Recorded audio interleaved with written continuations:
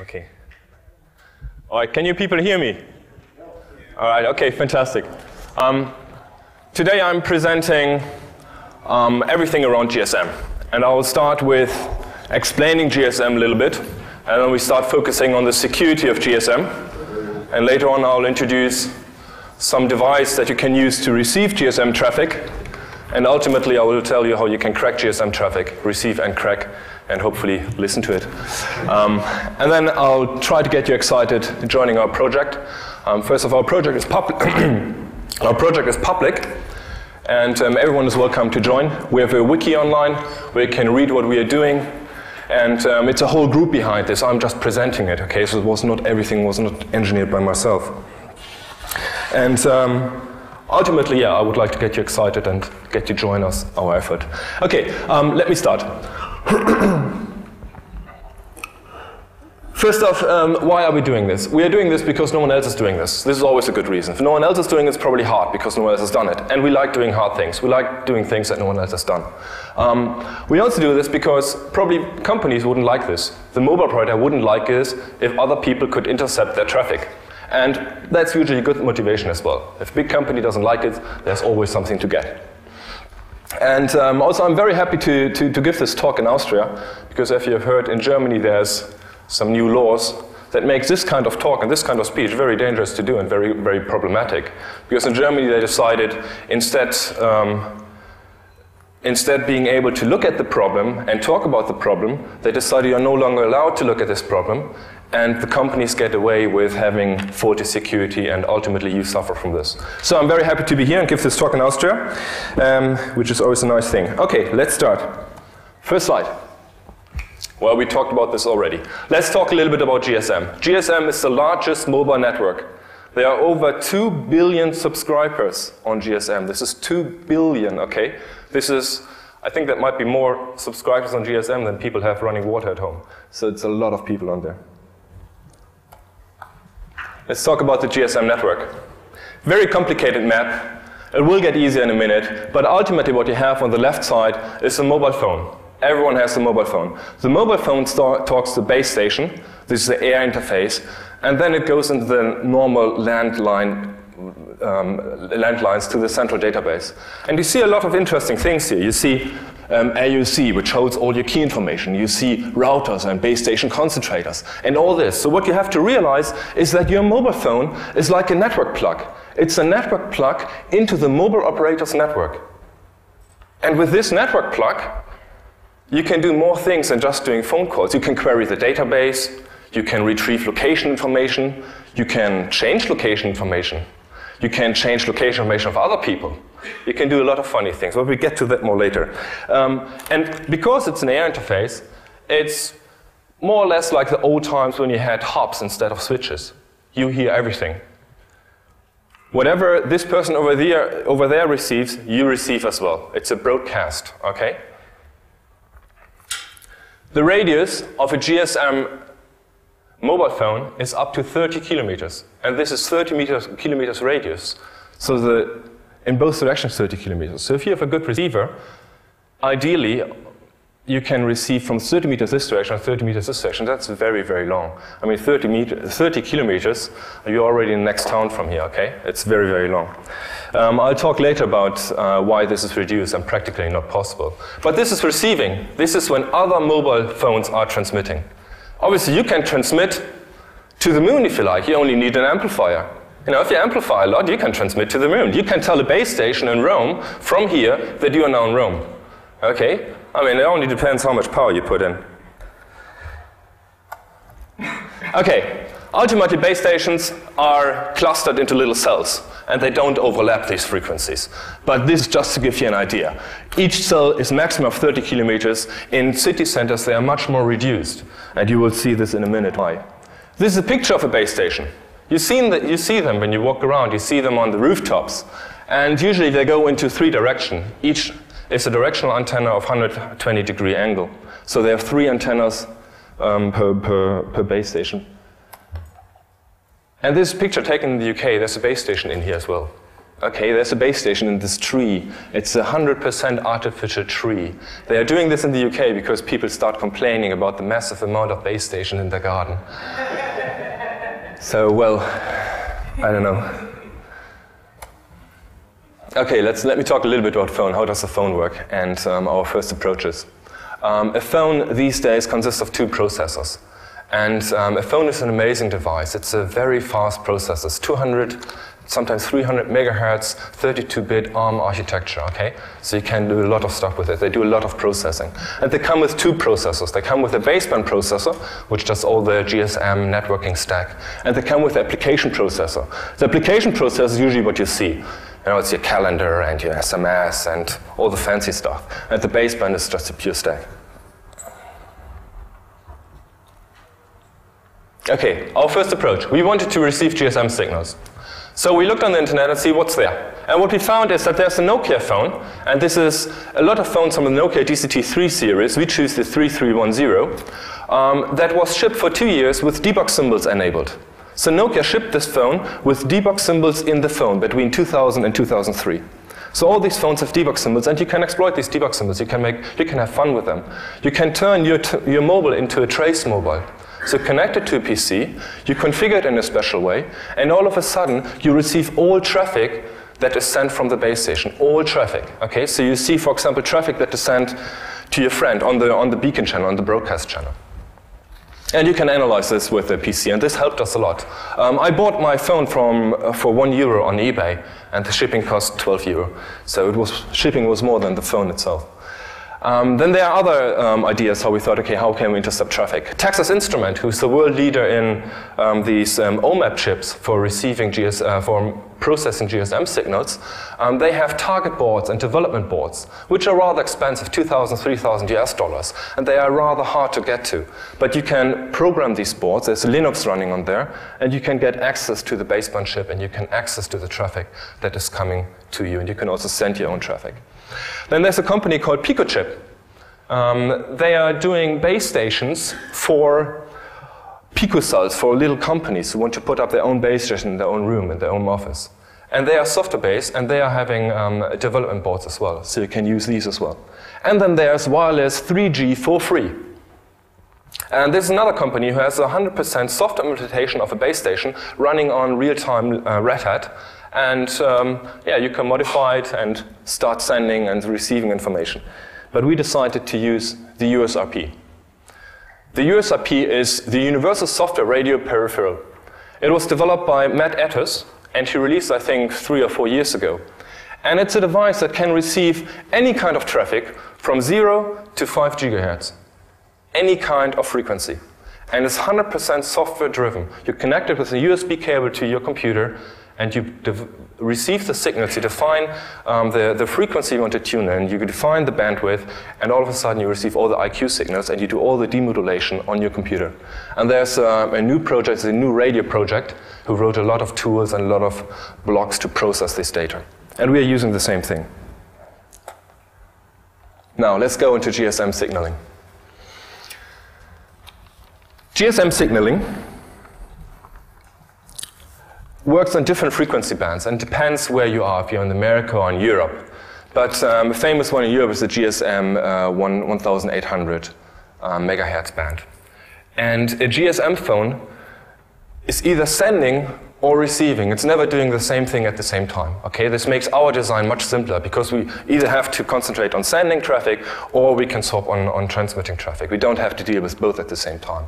And sending and receiving, it's also separated on a different band. They're 25 megahertz apart. So we can tune, when we're on one certain frequency, we know on this frequency there's only traffic from the base station, and when we're on a different frequency, we know from this frequency there's only traffic to a base station. Okay, the USRP costs $900 US, okay? It's not expensive. And considering the euro at the moment, it's really cheap.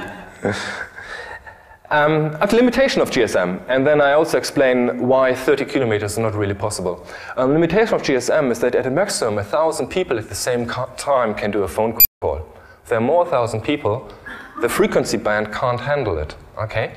So what they do, Obviously, there are more people at the same time now in Vienna doing phone calls. There are more than 1,000 people. So what they do, they make these cells smaller and smaller. They make them 2 kilometers small. They limit the transmitting rate. And then in a 2 kilometer cluster, 1,000 people can do a phone call. So if 1,000 people in a stadium, they all do at the same time a phone call, the network is jammed, and you get this famous network busy thing on your mobile phone. Maybe one of you had it already. That's a limitation.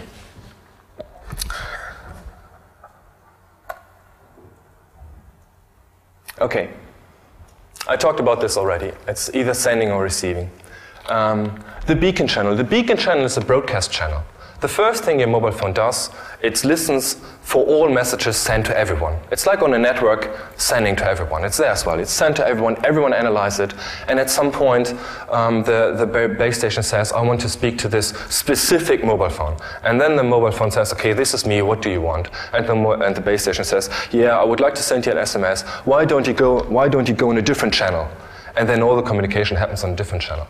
But everything that is sent over the beacon channel, you receive as well with the Nokia phone, okay? So you receive, for example, information, this mobile subscriber just entered your cloud, you're receiving cloud. Or this mobile subscriber just left your cloud. This mobile subscriber just is at the train station or somewhere else. You see whenever someone initiates calls, whenever someone receives the calls, when someone sends a text, receives a text. You see the kind of encryption that they're using, and all this kind of meta information you get for free, unencrypted. Okay, some more facts. One burst lasts 156.25 bit. If you're a computer scientist, you start vomiting when you read a quarter bit. But when you're an RF engineer, you say, okay, it doesn't really matter. And really, it doesn't really matter. Okay, that's enough of the facts. This is an example output of the Nokia Trace Handy. So what we did, we connected the Nokia Trace Handy, and we sniffed or traced the traffic received by the mobile phone while receiving a text message. And this is a good example how you can see what's going on, what's happening on the beacon channel. What you see here is the base station asking for any kind of mobile phone with this specific temporary mobile subscription identification to respond if it's there. So, hello mobile phone, are you there?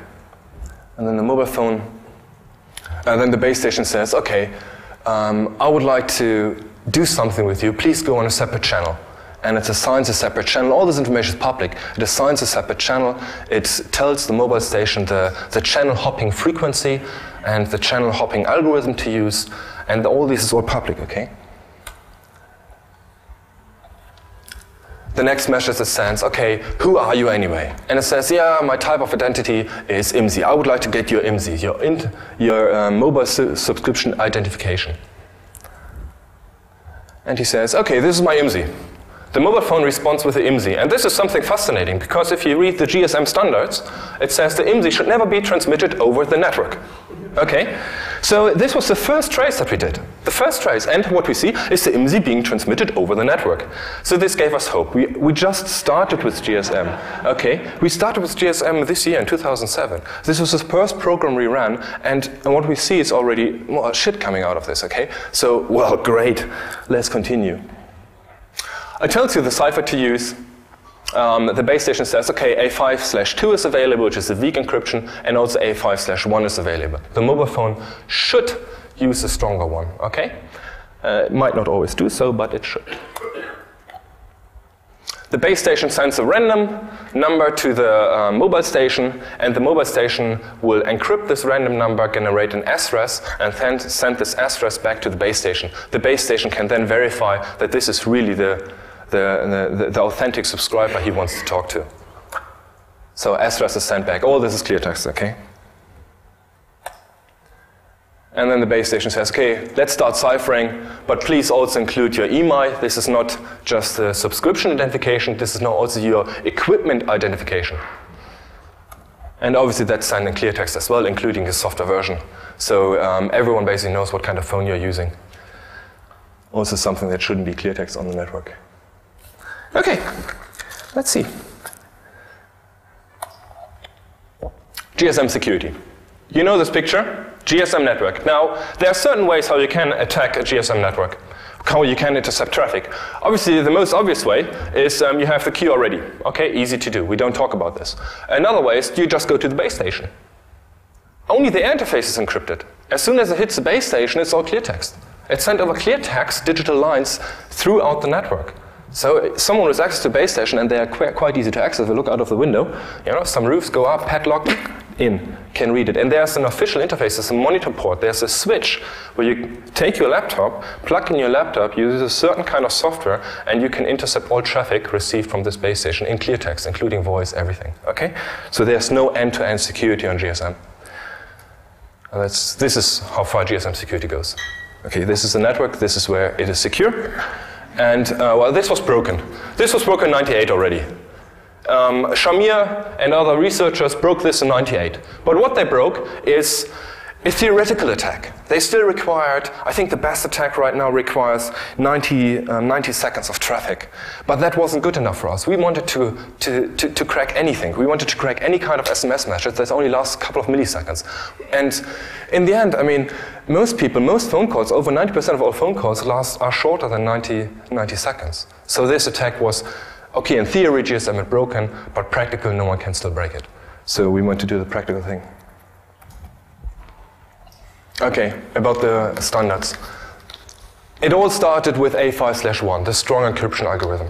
Now, when GSM started in the 80s, they were so excited about it that it had encryption, because the US, they didn't have any encryption, that they thought, oh, this is far too strong, and we can't give it to the Russians, and we can't give it to the Middle East, so we better invent A5/2, which we can crack, and then we can use it, and we can give it to them and sell it to them. And obviously A5/2 was cracked in a minute, and you can real-time just use your computer to intercept the traffic. For a long time in France, there was A5/2 was used, so that the government can sniff on their own people. But that's not true anymore. That's still a myth that they're still using A5/2. We verified this with the Trace Mobile. They are using A5/1, which doesn't make a big difference because we're breaking it as well. Okay, another attack vector is be aware, your mobile operator knows your key. Okay, this is not your private key. There's no private public key authentication. This is a static shared secret generated by the mobile operator given to you on the SIM card. So somewhere the mobile operator has a database which contains all the keys of all subscribers. Anyone with access to this database can decrypt your traffic. Anyone with access to your SIM card can decrypt your traffic without having to retrieve the key from the SIM card. How it works, the SIM card has an interface where you can tell the SIM card, this is the random that you just received, and this is the GSM packet, generate the key material, keep it secret, don't tell me what you generate, but just decrypt this packet. Okay? So with access to the SIM card, everyone can decrypt past conversation happened. So if today, for example, you do a conversation on a mobile phone, and you throw your mobile phone away and your SIM card away, and someone in 2 years takes your mobile phone out of the bin, he can decrypt all conversation you had in the past. Okay?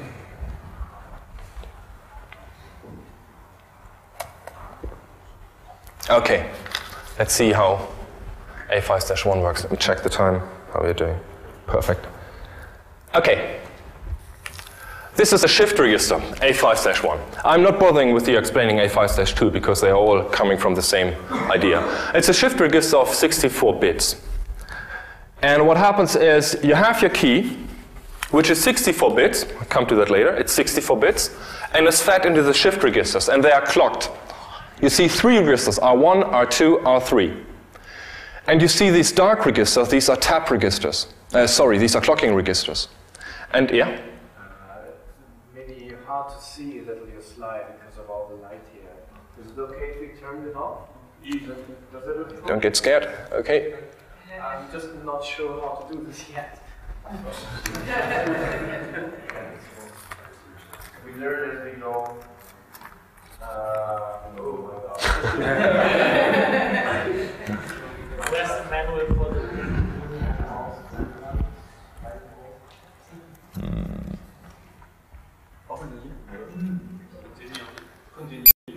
Okay, yeah. If your laptop turns off now because you Okay, so you have these clocking registers, and the clocking registers decide when to shift each register to the left or to the right. So let's assume all the registers are filled with some zeros and ones. And you want to clock it for one cycle to receive 1 bit of output. So the C1, C3, C2 determine which registers is shift, and this then depends which bits falls off at the end and is used for the output stream. Okay, so it's fairly simple, and it's fed back to the beginning again. There's no new input. It's just always fed back and comes in. And you see these different arrows here. This means that these bits are XORed as well and put back in at the beginning. So see these registers, the top register is 19-bit long, 22 bits and 23-bit, giving you a 64-bit key state. And well, one obvious attack is when you know the output stream, and you know the output stream because you're intercepting the traffic, and you set R1 and R2, you guess R1 and R2, you can calculate R3.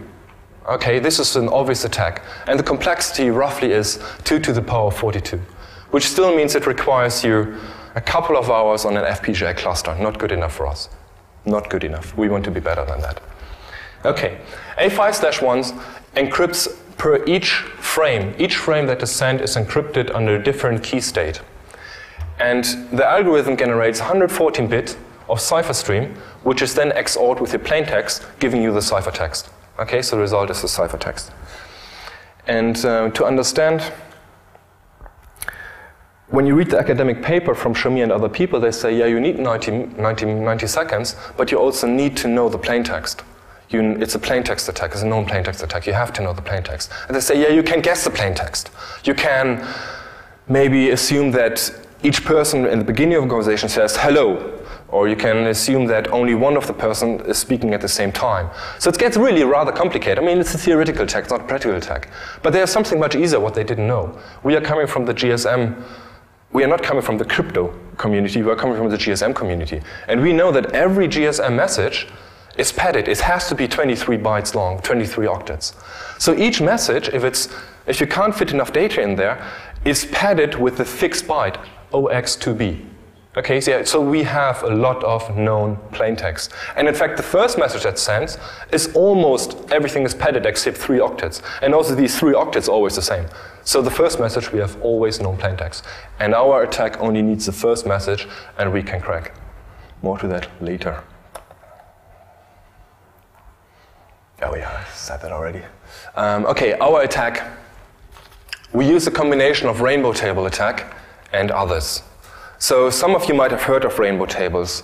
If you come from the academic field, they're more known as TMTO, time memory trade-off attacks. And they were invented by Hellman in the 80s. And to give you a kind of understanding what they're doing is, let's go back to this one.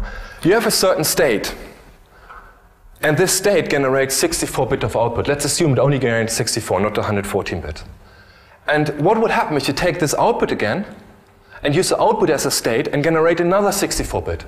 And you take again the output as a state and generate another 64-bit. And you do it a couple of million of times until you hit a distinguished point. For example, until the first 20 bits output are 0. Okay? Then you have a start. You started with a fixed state. You go round, around until an endpoint. Now what happens when you sniff a cipher stream, you do the same with the cipher stream. You take the cipher stream, use it as an input again, and you do it as long until you have hit this distinguished point, until the first 20 bits are 0 of the output. And then you know, probably, hopefully, then when you start again with the original start point, and you do this again, you will hit exactly the state. You will hit the output. Okay, and this is called time memory trade-off attacks. And this is basically what we are doing. And we are modifying a little bit to work better on GSM. And A5 has a lot of collisions, so we had to get around this problem. Ultimately, last year, 6 months ago, we thought we can do it on 5 terabyte, and we would require 4 hours for one session. Now we have optimized this. We can do it on 2 terabyte, and we only need 1 hour for one session. And the complexity is 2 to the power of 30. So the first attack that I explained, the Rowan Anderson attack, where you guess one of the registers, was 2 to the power of 42, and we brought it down with the TMTO attack to 2 to the power of 30, which is good. Now, okay, let's go back to the TMTO attack.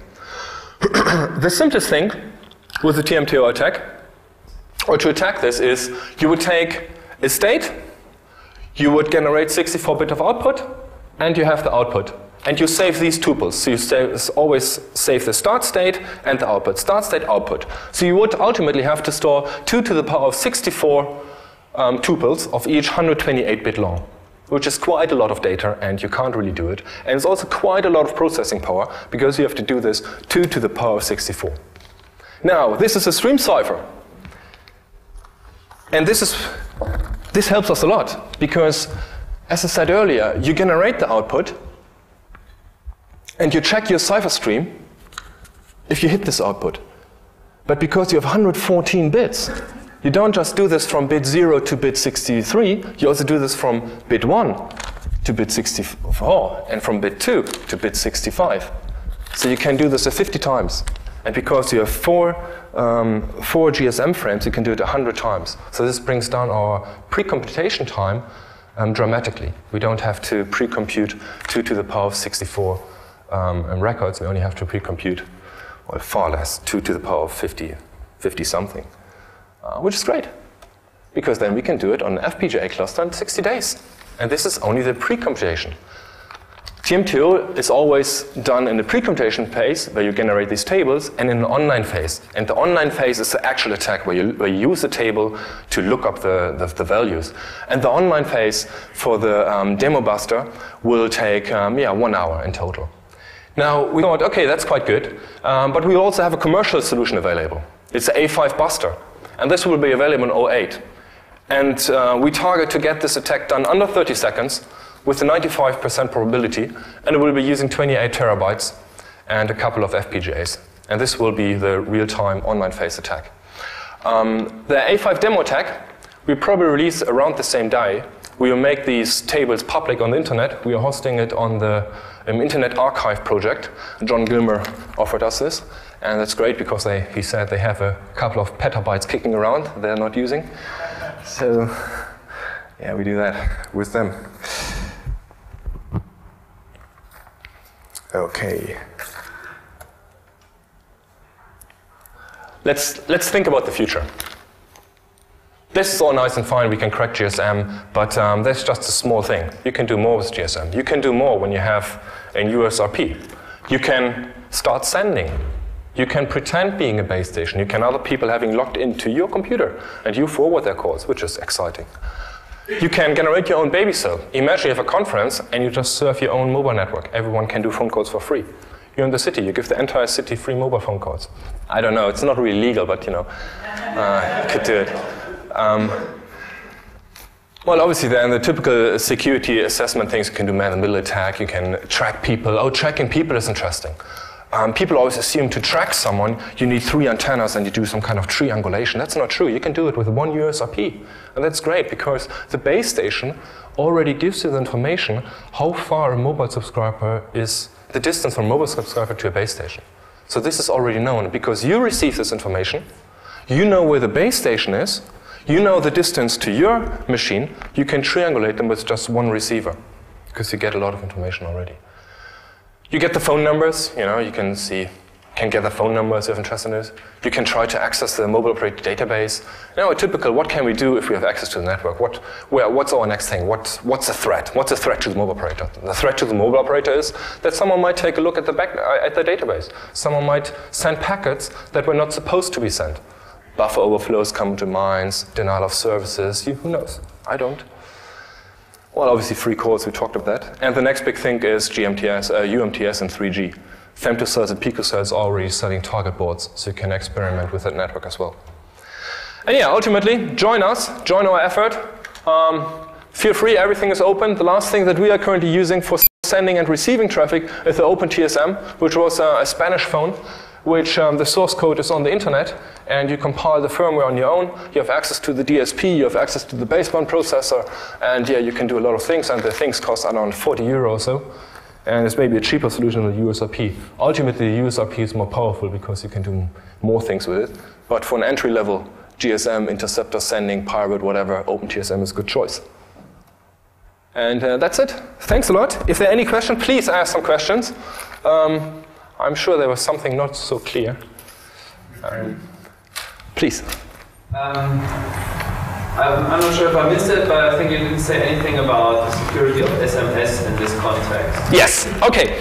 SMS, it's defined in the E2 documents as it's optional and left to the operator to encrypt it or not. So we thought, okay, usually when you leave something to the operator, you know, it's a disaster to happen. But actually we checked in the UK and France, and SMS are actually encrypted. So it's good news. Ooh. Well, it's bad news that A5 is broken, but it's good news that they thought about encrypting them. So SMS are encrypted in most countries. Same encryption standard. It's the same encryption standard as A5/1, exactly the same protocol handshake, the same security. Oh, I forgot to mention. I mentioned that the key state is seeded with 64-bit of keys. This is not true. The keys that are on your SIM cards are artificially weakened. The last 10-bit have been set to 0 to make it easier to intercept your traffic. Okay. So SMS is sort of endangered in the same way as phone calls are. Exactly. In the past attack, Shamir couldn't crack it because they said they need 90 seconds, but we only need the first frame, so we can get SMS as well, because obviously SMS are very short. So does this open a window for sending out SMSs that pretend to be sent from another phone?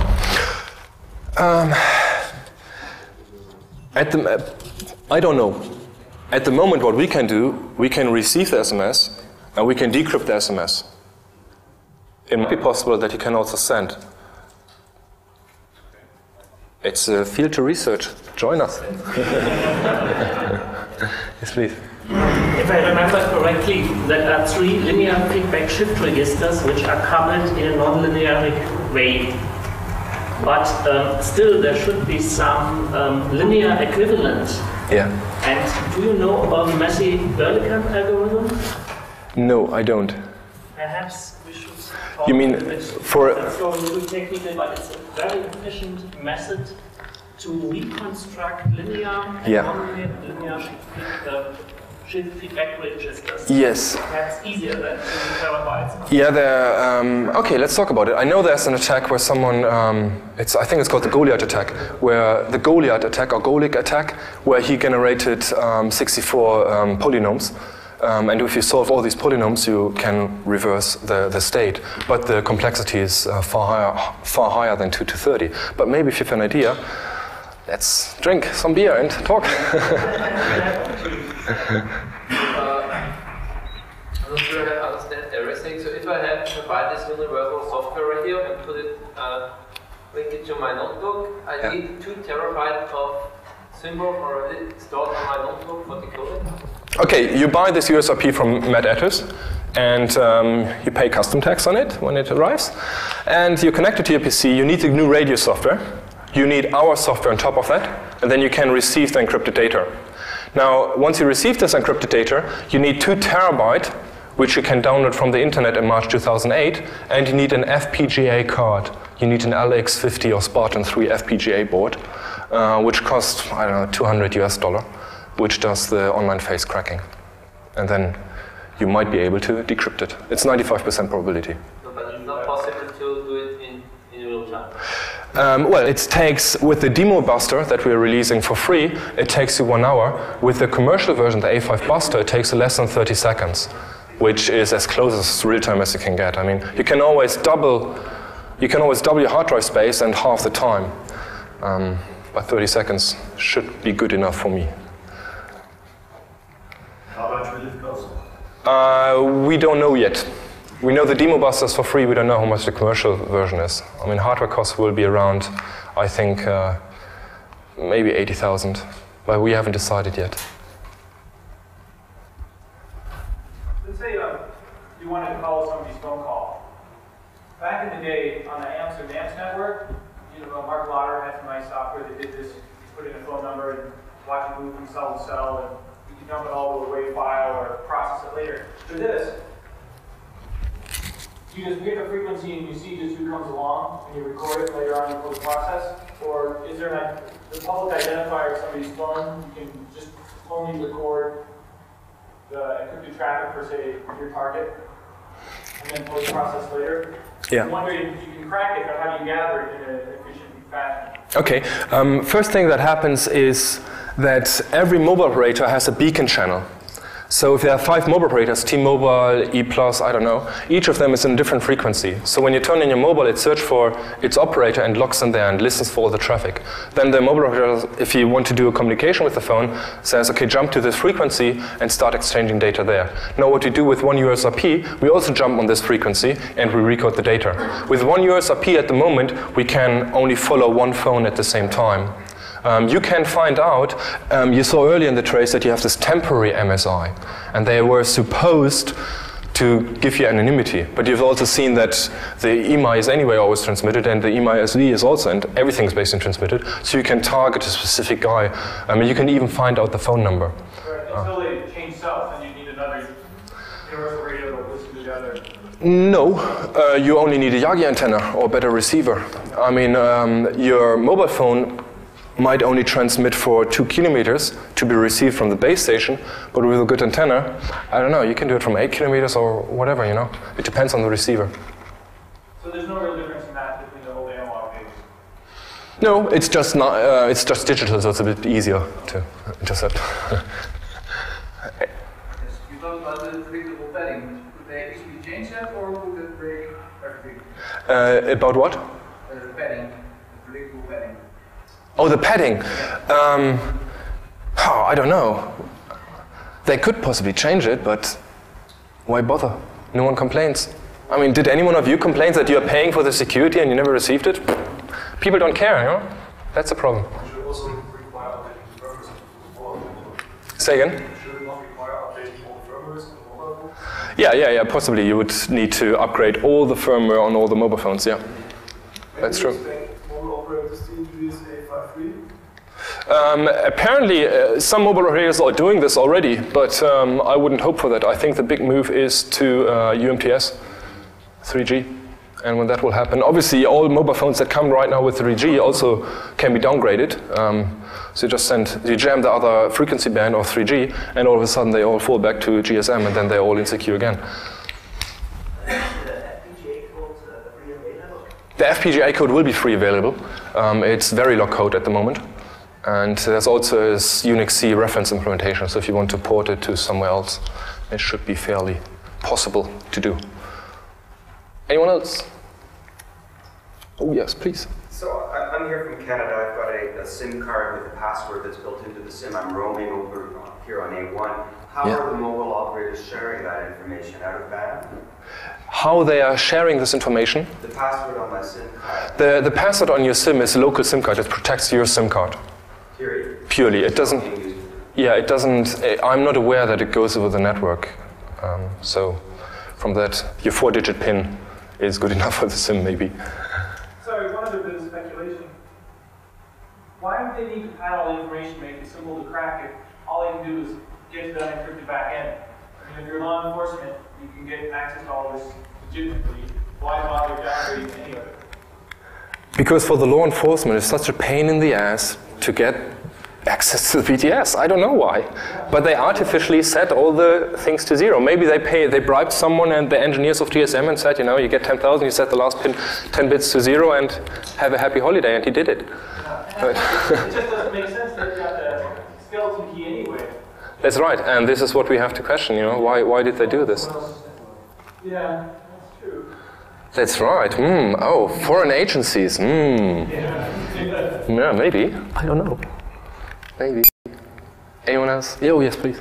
There's one more question. What would prevent me from setting up fake base station here? Yeah. And by sending the strongest signal, getting all local phones to talk to me, and then providing an uplink. Nothing prevents you, and this is currently the most or the only exploited way for lawful interception who do not get permission to go to the base station. They set up a fake base station and they do a man-in-the-middle attack. So they say, I'm the strongest base station.